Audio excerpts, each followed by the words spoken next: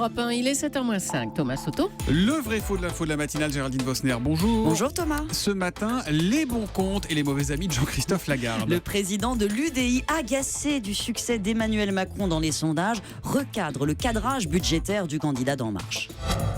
Il parle de 60 milliards d'économies. C'est pas 60 milliards d'économies, c'est 60 milliards de moins de dérive des dépenses que ce qu'on ferait naturellement.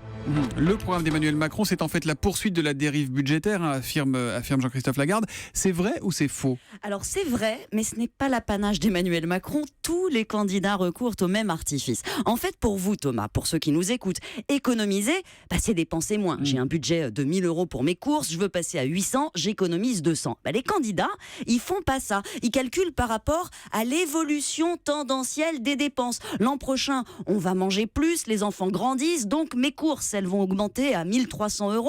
Si je dépense 1100, ça fera des économies. C'est exactement ce que propose Emmanuel Macron. La dépense publique, elle n'est pas figée, elle augmente avec l'inflation, le vieillissement, il y a plus de retraites à payer, de prestations. Bref, cette évolution tendancielle, la direction du Trésor l'évalue à une vingtaine de milliards d'euros par an pour les 5 prochaines années si rien n'est fait pour réformer. Donc concrètement, la dépense publique aujourd'hui, c'est 1 260 milliards. Elle gonflerait d'une centaine de milliards d'ici 2022 et c'est de cette somme qu'il faut retrancher les économies d'Emmanuel Macron. Donc oui, la dépense publique continuerait d'augmenter. Donc si je vous suis bien, elle augmenterait d'une quarantaine de milliards. Oui, mais c'est presque impossible à évaluer, puisque toutes ces mesures ne sont pas financées, que la liste des dépenses est longue. Regardez le plan d'économie de François Hollande, qu'il a mis en œuvre quand il était à Bercy, 50 milliards sur 3 ans, presque réalisé. La dépense a bien freiné de 40 milliards, freiné en tendanciel, parce qu'en pratique, les dépenses ont augmenté de plus de 50 milliards entre 2014 et 2017, selon les projections de la dernière loi de finances. À sa décharge, tous les candidats